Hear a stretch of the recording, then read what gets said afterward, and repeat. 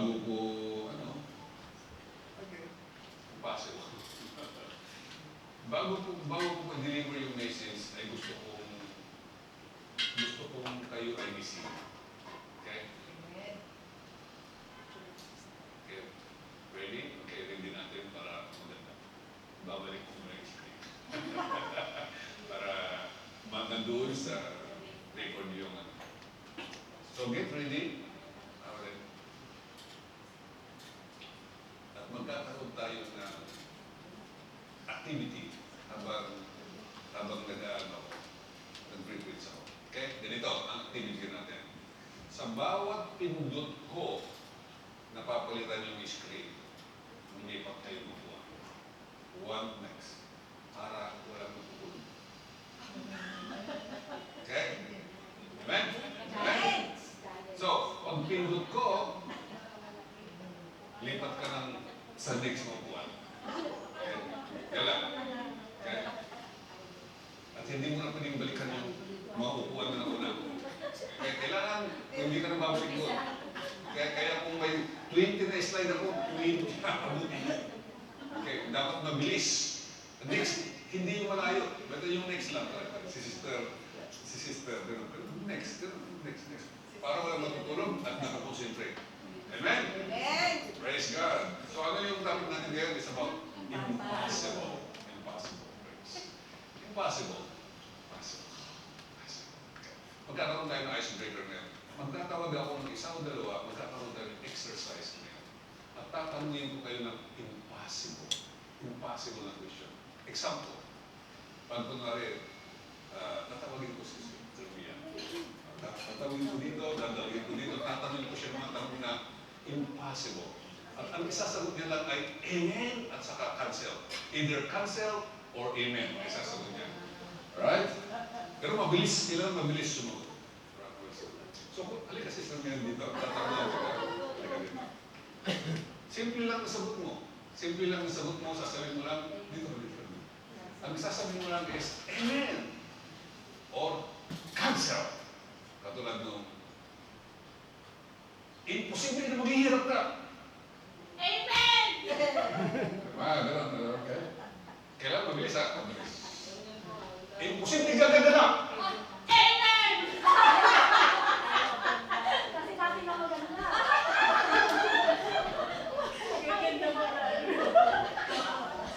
Okay, magtatagawan pa ako ng isa. Okay.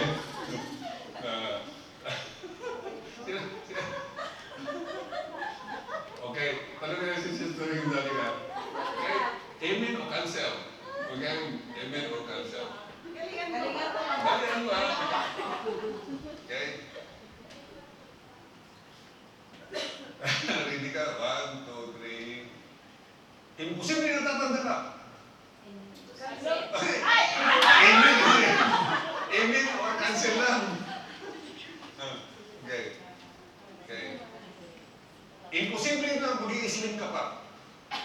Amen! Mag-isip ako. Sasabihin mo lang amen or cancel. Ay, amen. Pag nag-cancel mo, nag-ganun tuloy yung cancel.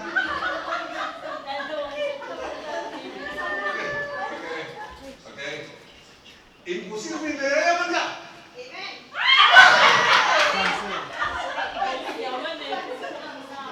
Dapat ka cancel.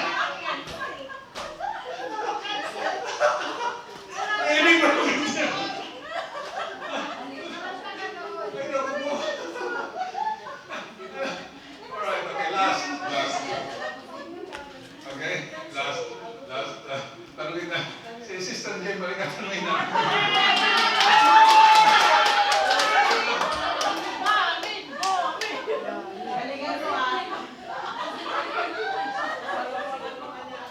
Okay, so ito. Okay, bilisan din yun. Bilisan mo sa una. Okay, ang tanong ko lang ay imposible. Okay. Imposible, papayag ka ba? Posible!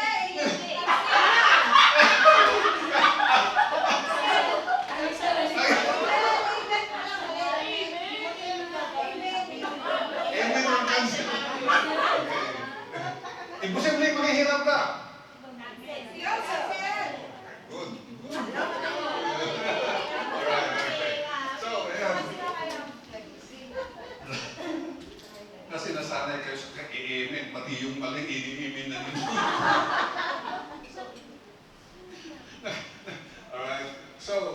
mga kapatid, so icebreaker lang yun, okay? Ano yung sinabi ko? Pag-change ko ng slide, dadalaw kayo. Okay? Papaganon daw, papaganon. Papaganon ako. Okay? Hindi pa. Pag nag-change ka mo ng slide, dapat mag-change ka na, okay? Mag-change, okay? Isang upuan lang. Para walang magkukulong. Walang magkukulong. Okay?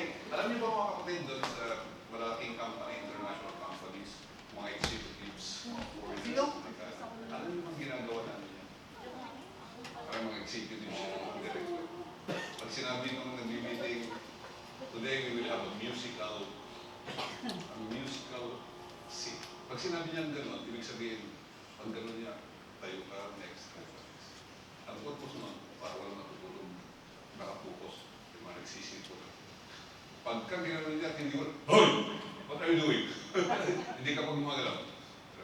So, ayun mga friends, so, ang Bible verse natin ngayon, ay ang team natin ngayon sa about impossible.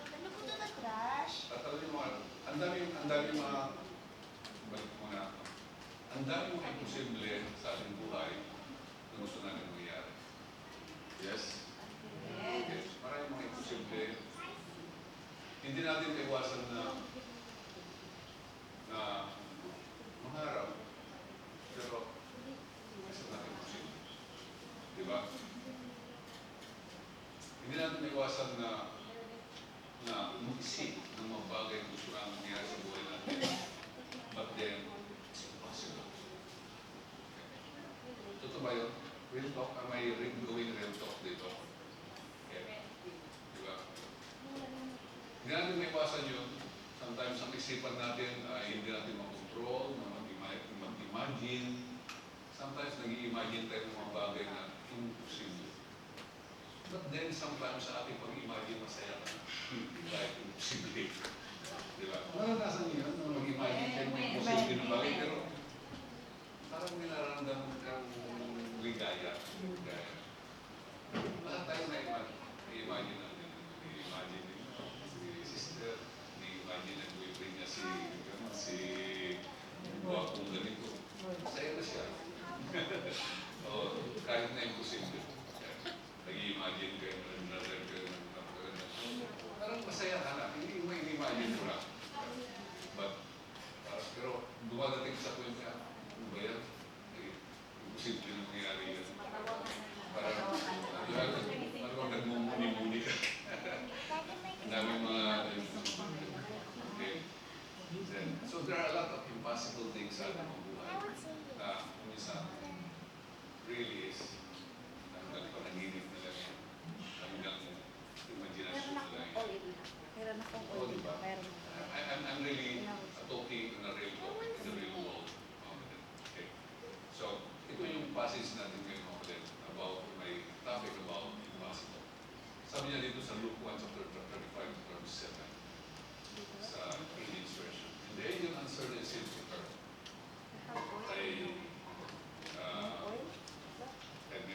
the Holy Spirit will accompany you and the power of the highest will overshadow you. Therefore, also the Holy One who is to be born will be called the Son of God. Okay. Now, indeed, Elizabeth, your relative, has also conceived a son in her old age, and this is now the 6th month for her, who was called barren. Okay. For with God nothing will be impossible. Dito sa passage nito, there are two things na na-mention na something like impossible. Okay. Una sa lahat, dito sinabi ng anghel kay Mary, yung relative mo na si Elizabeth ay isang barren. Ang tawag doon sa barren? Baog. Pero ano sabi niya? Siya ay buntis na. Okay. And then, ang next na, another thing that seems to be impossible dito ay yung sabi ng anghel na ikaw ay magbubuntis. The power of the Holy Spirit. It's something like strange, very strange na language, very strange na message para sa isang babae na virgin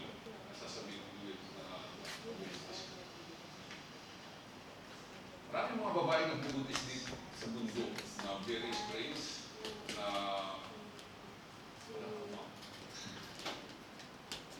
I'm just looking in a world sense. Katulad ni Mary, nagbubuntis na walang ama sa Holy Spirit. Alam niyo ba na maraming nagbubuntis na walang ama? Do you agree? Do you agree? Okay. Yung Ed's spirit is hindi natin alam kung saan yun. Okay. Right. Ikaw, sabi diyan is for with God, nothing will be impossible. Yan ang sinabi na Amen po ba? For with God, nothing will be impossible. Ito ay isang palaging binibigkas ng mga Christians. For with God, nothing will be impossible. Nagiging normal na lang ito na naririnig natin. Walang imposible sa Diyos. Walang imposible sa Diyos. Palagi natin naririnig yan mga kapatid. Sa mga kapatiran, sa mga pastor, sa mga nag-preach, sa mga Bible study. Palagi na naririnig. For with God, nothing is impossible. Walang imposible sa Diyos. However, mga kapatid, itong word na ito is taken lightly. To be honest, maraming mga Christians that they know these things, but they are not putting it in heart. Hindi nilalagay sa puso. Maraming mga Christians na pag nasa church, mga Christian makasama, sa meeting nila, malaga siya. Pero in reality, pag nasa bahay na yan, marami siyang doubts. In her life, in his life, kasi pag-araw-araw ng buhay, maraming doubts, maraming yes. Kaya, yan ang isang irony o tragedy o isang bagay na nangyayari sa mga Christians kaya hindi nangyayari ang mga gusto niya nangyayari. Okay. So, mga kapatid, ang theme ko ngayon is about impossible is possible. Amen? Amen po ba? Alam niyo mga kapatid, napakadaling makalimot ng mga tao. Kanina sinabi ko lang. Huwag ka daw babalik. Dito ako kanina. Kaya, ang mga Kristiyano, pagka may word of God, di ba? Mamaya narinig, mamaya wala na. Ito ay isang typical example ng nakikinig pero hindi lalagay sa puso. Hindi lalagay sa now, so, impossible is possible now. Now, bakit? Dahil I'm going to preach this word, I'm going to share this word, kaya now, yung mga imposible will be possible now. Amen? Amen? Impossible is possible now. Sabihin natin, 1, 2, 3. Possible is possible now. Amen? Amen. So, makinig kayo mabuti dahil sabi ko nga sa inyo, nagiging normal na usapan ng God. Nothing impossible with God. Nothing impossible with God. Sa puso natin, marami tayong doubt. Okay. So, ngayong araw na ito, please listen. Please put your faith in this message today. Amen? Amen. Amen. So I want you to concentrate. I want you to focus very well para makuha ninyo yung message. At itong normal na naririnig nyo na ito ay magiging hindi na normal. Kundi it will be very special. It will come with power to you. It will come with anointing every time maalala mo itong word na ito. It's not normal anymore. Very special and very unique na sa'yo. Magiging powerful na, may liberation na sa'yo. Amen? Amen, amen, amen. One more time. Impossible is? Possible now. Amen. Yan, amen.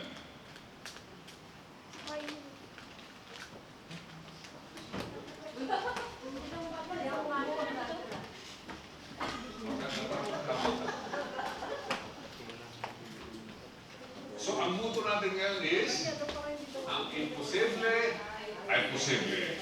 At hindi pa huli ang lahat. Amen? 1, 2, 3.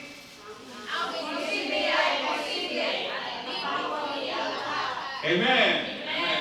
May mga sitwasyon tayo ngayon sa mabuhay. Alam ko, marami kayong problema, marami kayong mga challenges sa buhay. May marami akong naririnig. Kaya ngayon ang mensahe, ang imposible ay posible at di pa huli ang lahat. Amen. Amen. Di pa huli ang lahat. Everything is still possible. Even anong taon ka, edad ka, bata ka, kahit na lola ka na, nothing is impossible. And di pa huli ang lahat. Kaya ang point ko is di pa huli ang lahat. Amen? Amen? Tandaan niyo yan. Di pa huli ang lahat. Kay Sarah, anong edad nung nabuntis? Hindi pa huli ang lahat. Okay? Si Elizabeth, kanina doon sa tapat natin, matanda na, hindi pa huli ang lahat. The impossible has become possible. Amen? Amen? So, di pa huli ang lahat. Age doesn't matter. And matter is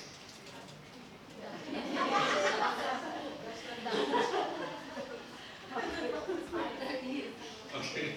Age doesn't matter, and matter is not about age. Okay. Okay? So, hindi pinag-uusapan dito ang edad. Amen. Ang pinag-uusapan dito is ang imposible ay posible. Amen. Amen. Amen. Ngayon, bago ko ito tuloy, isipin na ninyo lahat ng mga bagay na imposible. Gawin na ninyo sa puso. Amen. Habang dinidiscuss ko ito, dapat iniisip na ninyo yung mga imposible na yun. At bigyan na ninyo ng ilaw. O itong word na marinig ngayon will be a light, a hope at the end of the time. Sabi ka nila, di ba? Sometimes, wala na pag-asa, dilim ang aking hinaharap. Pero ngayon, may ilaw ka na nakikita. At the end of the tunnel, sabi ka, is may ilaw. Amen. Amen. Amen. Amen. So, tandaan ninyo, isipin na ninyo, ano yung mga imposible ngayon? Ay, magiging posible. Ilagay ninyo sa puso. Amen. Amen. 1, 2, 3. Yeah.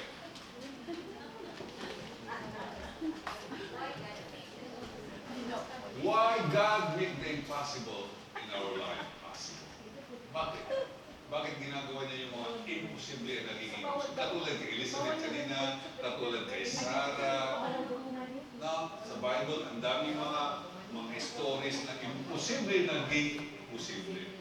Why God do these things? Bakit niya ginagawa ito?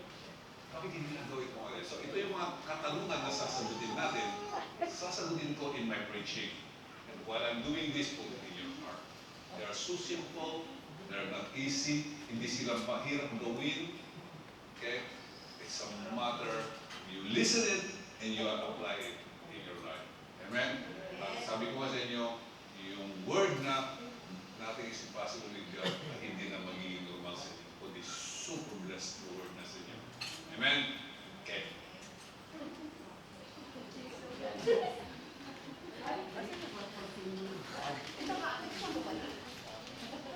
Yan. Masaya ako na nakikita ang obedient ka. Nawa maging obedient kayo lagi.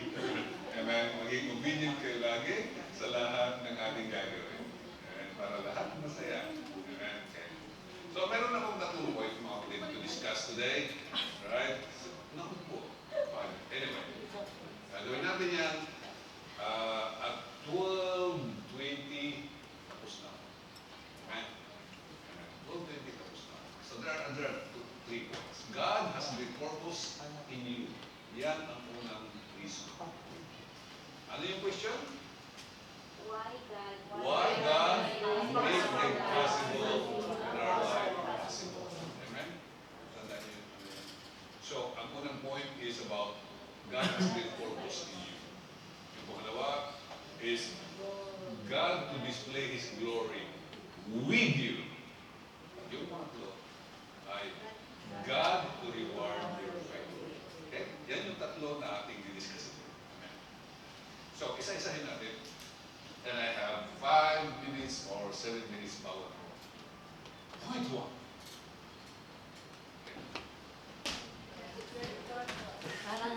God has great purpose in you. Ano yung nakikita niyo sa picture? Okay. Bakit ang layo-layo ng picture natin? Sabi ko isang upuan lang. Nasusubrahan na ninyo. Yung may lahat yung Nasusubrahan na ninyo. Ngayon, ano yun? Kaya, maganda yan na nakapokus kayo sa akin. Okay, number 1, God has great purpose in you. Ano nakikita niyo yung picture? May purpose, di ba? May purpose yung mataba, may purpose yung kaya. God has a purpose for everything. Amen? Amen? Amen? God has a purpose in you. Tanda niyo, may purpose si Lord. Okay. At yung purpose mo ngayon, mga kapatid, sometimes it's impossible. It's impossible yung mga purpose na yun. Kasi hindi ka bibigyan ni Lord ng isang bagay na purpose na very normal. Okay? God will give you a purpose in your life. Kasi sabi niya dito, no, sa Philippians 2:13, sabi niya dito, for it is God who works in you to will and to act in order to fulfill His good purpose. Okay? Is it you o si Lord ang nagsasabi dito? Si Lord, di ba? Sabi niya, for it is God who works in you, to will and to act in order to fulfill His good purpose. So, may purpose siya, may magagandang purpose siya sa buhay mo. And sometimes itong mga purpose na ito, iniisip natin na it's impossible for you to do it. Okay? But ang topic natin ngayon is, ano yung team? Ano yung team? Impossible will be possible now. Okay? Ilagay niyo yan.